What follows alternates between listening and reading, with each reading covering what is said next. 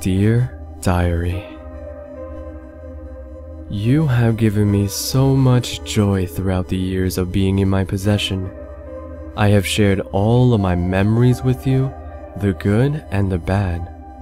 I have revealed all of my secrets to you, even the deepest and darkest of them all. You know all of my feelings, thoughts, and fantasies. I thank God every single day for you coming into my life. Before your existence, I was a very lost young man. I could never find any rest due to the voices in my head telling me to go act out horrific and heinous acts on women. In fact, the very night I found you, I was out taking a midnight walk. I was debating with myself about breaking into a certain young girl's home. I had seen her in the grocery store earlier that day. She was so beautiful, and her smile kept playing over and over in my head. Then, right when I was about to finally give in to the idea, something down by the pond caught my eye. It was the letters written across your front. The moonlight caught them in such a way that they began twinkling. It was rather beautiful. As I walked closer, I was able to read the still glistening letters. Diary, I read out loud. There you were. A little dirty, but you looked almost brand new, lying out there like some sort of trash. I quickly grabbed you up and decided to put off bothering that poor young girl I was planning on doing those awful things to. It was all because of you. You more than likely saved that precious woman's life, along with countless others. When I got you home, I wiped you clean and opened you up. I started using you that very night. To my utter astonishment, you were an open book, a clean slate for me to do whatever I'm pleased with. You became an outlet of sorts, for me to finally be able to release the demons I was always struggling against. My dearest, sweetest diary, if I had not have found you, I may have become some sort of monster. Oh, how it breaks my heart now, knowing that our time together has come to an end. You have gotten older along with me, but you're literally starting to fall apart. I know it's mostly my fault and mine alone. I have been much too rough with you throughout the years. I have rebounded you too many times to count, and now I know it's time for me to move on. If I could, I would just keep you here with me, lying next to my bookshelf. But I can't. I need to get rid of you so that I can cleanse my soul of all of my past indiscretions. You have been such a wonderful tool for me. This is one of the hardest decisions I have ever had to make. Please, diary, don't worry about me. I'm a much better man now than I would have been. I'm not going to go out on a murderous raping rampage or anything like that. I don't want you to feel jealous, but I have already found a replacement for you. I plan to use this next tool differently though. I let you in on way too much. I should have not poured my entire soul out to you. Honestly, you know things that should never fall upon anyone's ears. I can't be too cautious in this day and age. If someone ever found out the things I have told you, they would think of me as some kind of psychopath.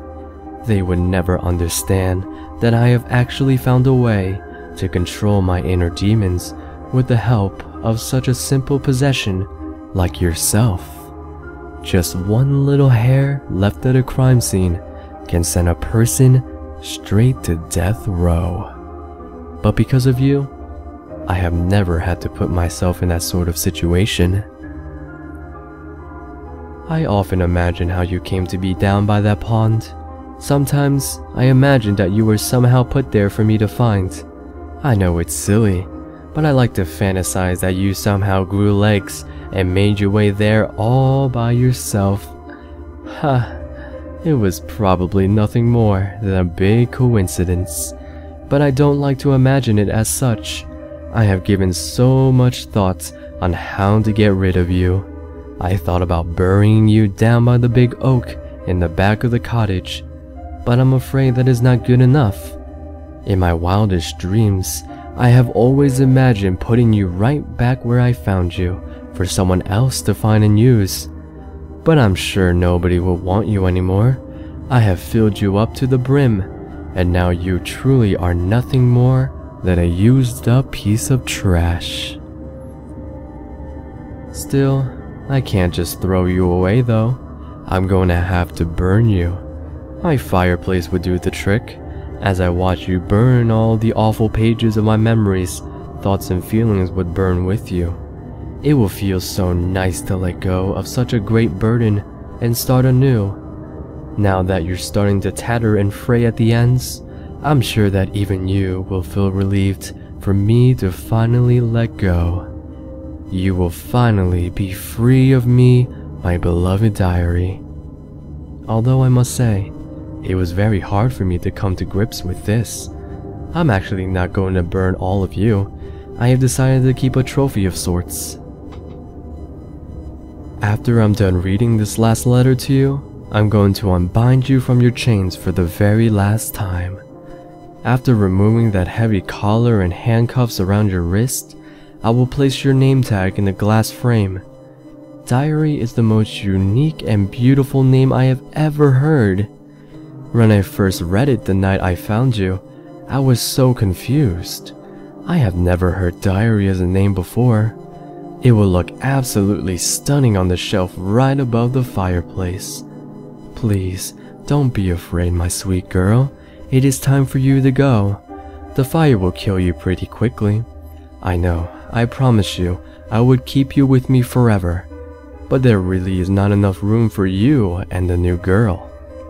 Plus, she is different than you are, and I don't want to scare her.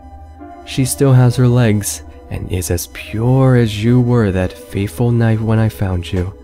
She is a virgin, just like you once were. A brand new open book for me to do with whatever I pleased. You have lived such a wonderful life here with me. You have saved numerous girls' lives. I'm a changed man because of you. Please go into the afterlife knowing all the good you have done for the world. Like I said previously, I plan on using her differently than I did you. I will go much easier on her. If I could go back in time and change things, I would.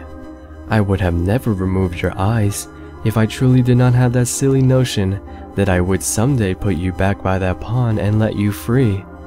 Please believe me when I say I never planned on killing you. I was so naive back then. Your eyes were such a pretty shade of blue. I actually kept them in a jar in the cabinet, but I'm going to burn them too. Sadly, they had lost most of their vivid coloring by now. Still yet, that was not my worst mistake. I wish with all my heart that I would have asked you one simple question before I cut your tongue out and sever your vocal cords. I simply would have asked, how did you end up at the pond? Whomever it was that put you there managed to cut your legs off with such exquisite precision. If he was not some kind of unearthly being, then he must have been some sort of doctor. Every day I wish that I could go and thank the kind soul that left you there for me. Although I must say, if he did that for his own personal gratification, I might feel very different. No man in their right mind would have went through all the hard work of capturing you and then what? Using you for such a petty and boring reason. Why waste such a perfect virgin on something as silly as cutting off their legs? If that were the case, he must have been some sort of monster or a psychopath. I shall never understand his motives, but I guess a normal person can't be expected to understand the minds of such beasts. Things like that are better left to the psychologists and psychiatrics to ponder. I will now break my rant and leave you with these few short words. My dearest diary, I'm so sorry that I must leave you to the ashes. I will always remember you. Yours truly, Mr. O.